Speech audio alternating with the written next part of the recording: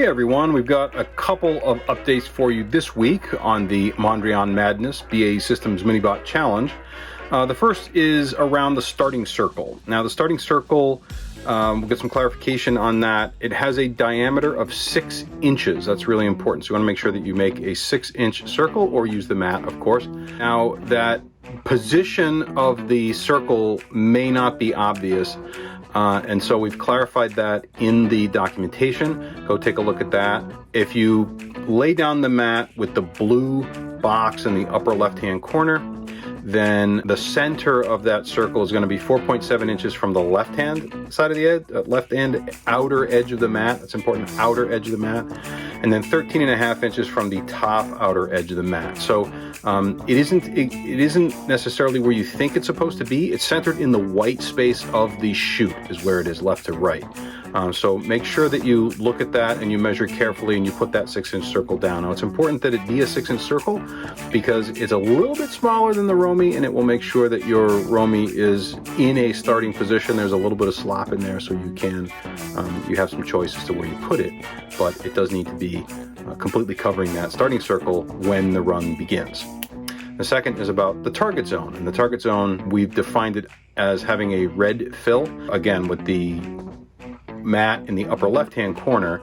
Then the boundary is black in the bottom and the right and the left-hand side, but on the top, that upper boundary of that target zone is 18 inches from the outer edge of the top of the mat.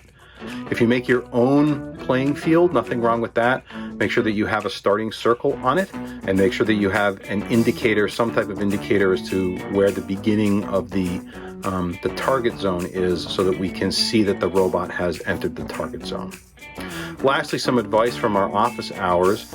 Make sure that you, one, update the web UI or the web socket software on the Romy. So log into the, go to wpilib, look at that note, and it's in GitHub.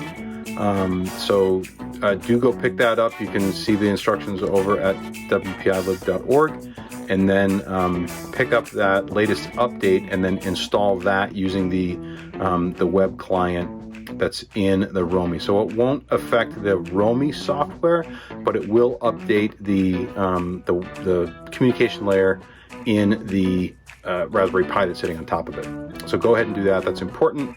We had a number of questions about gyroscopic stabilization, and the people are noticing drift. So if you are noticing drift, please do plot that and then let us know about it. So take a look at the issues over at in GitHub, in the wpilib GitHub page.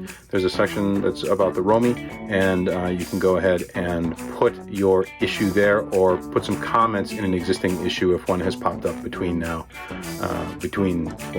Wednesday night and Thursday when you'll be seeing this. So good luck everybody. We look forward to seeing your solutions, and have a fantastic rest of the week.